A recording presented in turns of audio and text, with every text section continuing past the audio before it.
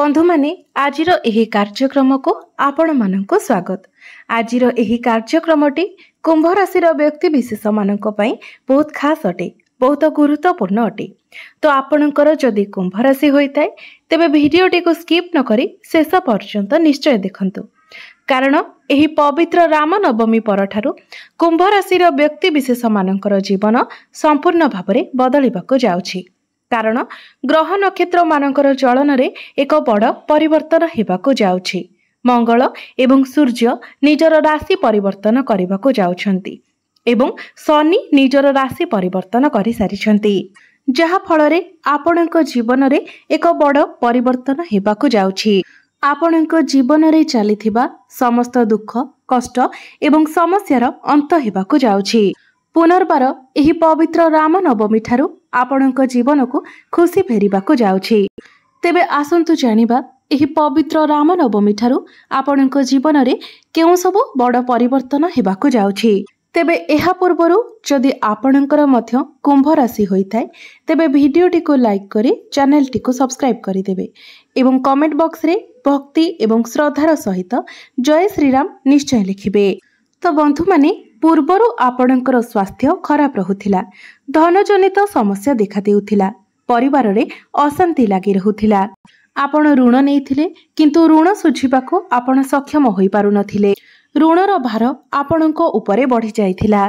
घर परिवार रे खुशीर वातावरण नथिला। शिक्षा क्षेत्र रे अनेक प्रकारर समस्या देखा देउथिला। आपणकर बहुत अधिक अଯଥା खर्च मध्य हेउथिला। समाज रे आपणकर मान सम्मान नथिला। आपणकर योग्यता थिबा सत्वे एवं अनेक चेष्टा परे मध्य आपणको चाकरी प्राप्ति होई पारु नथिला। संतान संतति पाई मध्य आपण चिंतित रहुथिले। आपणकर व्यापार वाणिज्य रे आपणको लॉस रो सामना करबाको पडुथिला। प्रेम जीवन रे मध्य अनेक प्रकारर समस्या आसुथिला।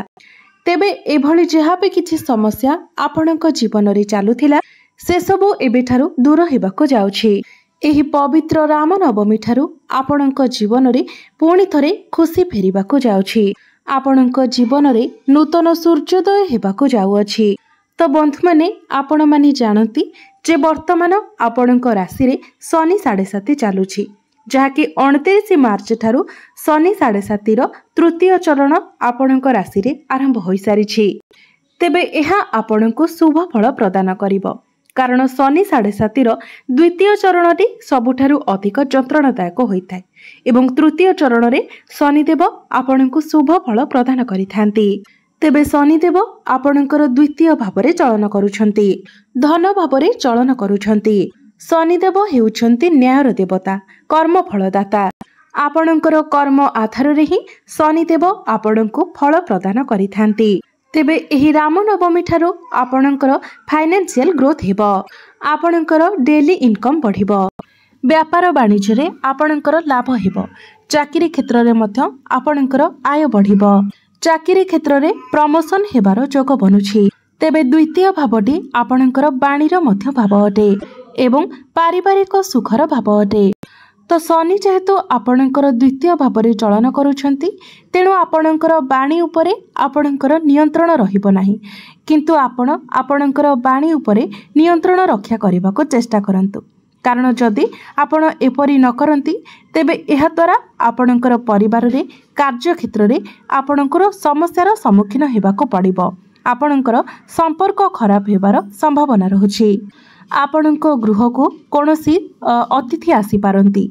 आपणको संतान सुख मध्य प्राप्ति हेबो। शनि आपणकर द्वितीय भावरे रही आपणकर चतुर्थ अष्टम एवं आपणकर एकादश भाव को देखुछंती। चतुर्थ भावटी होइथाय समस्त प्रकारर भौतिक सुखर भाव। तो एही पवित्र राम नवमी परे आपण कोनोसी प्रॉपर्टी रे डील करि पारंती। जमी भूमि जानवाहन इत्यादि किणा किणी करि पारंती।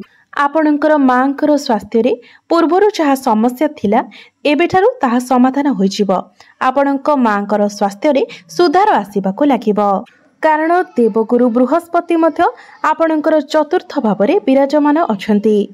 आपणकर मांकर स्वास्थ्य रे सुधार आसीबो। आपण कोनोसी नूतन गृह मध्य निर्माण करि पारंती। भौतिक सुख आपणको प्राप्ति हेबो। अष्टम भाव को देखिबारु अर्थ आपणको कोनोसी गुप्त धन प्राप्ति होई पारे।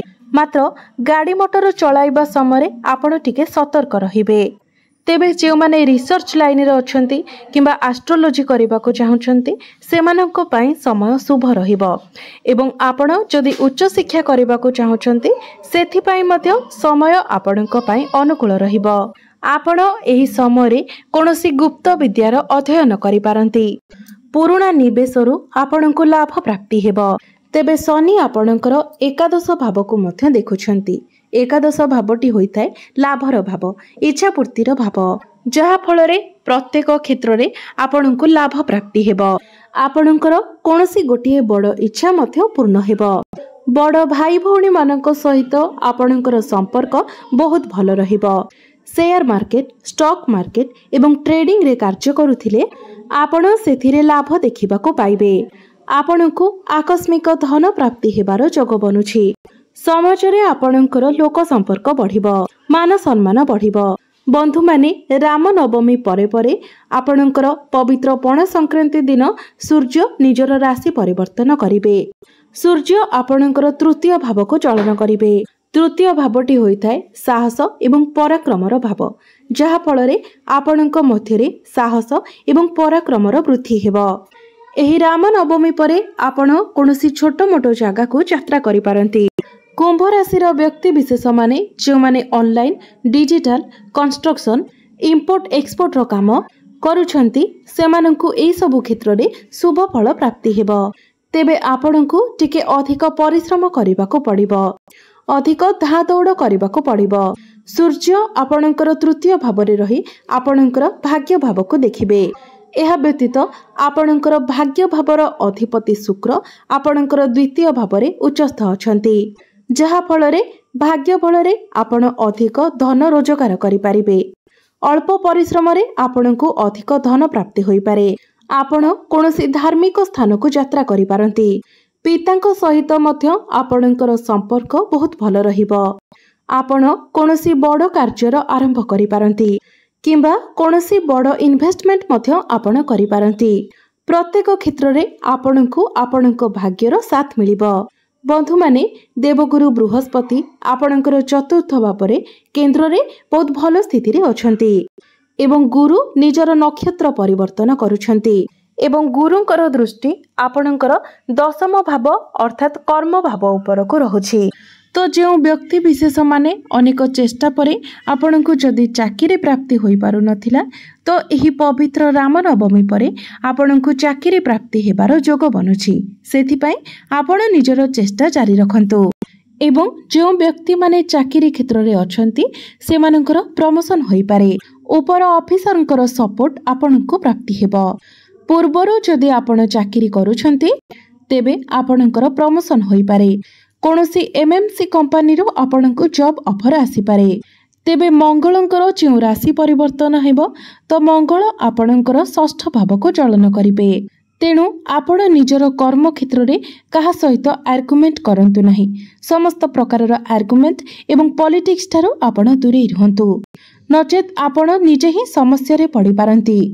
मात्र कर्म क्षेत्र रे आपणकर साहस एवं पराक्रम बढ़िबो।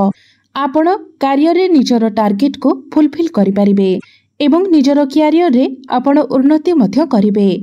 एही पवित्र राम नवमी परे प्रेम जीवन रे मध्य आपणको अनेक सफलता प्राप्ति हेबो।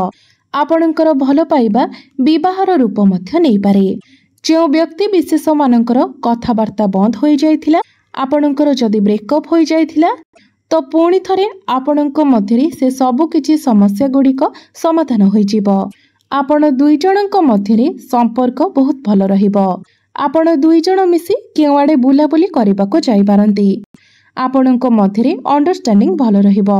विद्यार्थी मानकु शिक्षा क्षेत्र रे मध्य बहुत अधिक सफलता प्राप्ति हेबो, कारण बुध आपणकर द्वितीय स्थान रे बहुत भल स्थिति रे विराजमान अछंती। आपण कोनोसी उच्च शिक्षा करबा पई बाहर को जाई पारंती। कोनोसी नूतन स्थान रे आपण एडमिशन नै पारंती। एही राम नवमी परे जदि आपणकर कोनोसी एग्जाम अछि तेबे सेथिरे आपण निश्चित भाबरे उत्तीर्ण हेबे। आपणकर ज्ञान बढ़िबो, मैच्योरिटी लेवल बढ़िबो। निजर ज्ञान बल आपण शिक्षा क्षेत्र में बहुत अधिक उन्नति करेंगे। जो माने बिजनेस करूछंती तो यही रामनवमी परठारु आपण निजर बिजनेस रे प्रॉफिट देखा पाइबे। व्यापार वाणिज्य रे आपणकर उन्नति हेबो। तेबे आपणको टिके अधिक परिश्रम करने को पड़ी पारे। छोट मोट जगह को आपणको बिजनेस पई यात्रा करने को पड़ी पारे। अधिक धाँ दौड़ करने को पड़ी पारे। आपण कोनोसी नूतन व्यापार मध्य आरंभ करि पारंती। आपणकर कस्टमर बढ़िबे। आपणकर डेली इनकम बढ़िबो। आपणकर वैवाहिक जीवन सुखमय रहिबो। जो दंपति माने दीर्घ दिन धरी संतानर कामना रखिथिले सेमानंकु संतान सुख मध्य प्राप्ति हेबो। आपण फैमिली प्लानिंग करि पारंती। आपण जदि पार्टनरशिप बिजनेस करूछंती तो सेथिरे आपणंकु शुभ फल मिलिबो। मात्र आखि बुझी आपण कहा उपरे विश्वास करंतु नाही। एही रामनवमी परठारु आपणकर स्वास्थ्य मध्य बहुत भल रहिबो। कारण शनि आपणकर द्वितीय भाव को चलन करि सारिछंती। तो पूर्वर आपणकर जो सब स्वास्थ्य जनित समस्या रहितिला ताहा आपणकर धीरे धीरे संपूर्ण भाव में दूर होइजिबो। आपणकर स्वास्थ्य रे आपण सुधार देखिबाको पाइबे। तेबे सब दृष्टि देखिबाको गले एही पवित्र रामनवमी ठारू आपणको अनेक क्षेत्र में शुभ फल मिलिबाको जाउछि। ताहा शिक्षा क्षेत्र रे हेउ, प्रेम जीवन रे हेउ, वैवाहिक जीवन रे हेउ, क्यारियर रे हेउ, बिजनेस रे हेउ, प्रत्येक क्षेत्र में आपणको सफलता मिलिबाको जाउछि। तेबे अधिक शुभ फल प्राप्ति करबा पई एवं जहाँ अल्प किछि अशुभत्व रहुछि से सबुर खंडन पाई आपण प्रत्येक दिन शनिंकर बीज मंत्र 108 थर जप करंतु। प्रत्येक दिन संध्या समय हनुमान चालीसार पाठ करंतु। यह व्यतीत प्रत्येक शनिवार दिन आपण कला कुकुर एवं गाँव को किछि खाइबाकु दियंतु। निश्चित भाव में समस्त अशुभत्व गुड़िक खंडन होई आपणको अधिक शुभत्व प्राप्ति हेबो। तो बंधु माने आपणकर जीवन मंगलमय हेउ, एहा ही ईश्वरଙ୍କ निकटरे मोर प्रार्थना। धन्यवाद।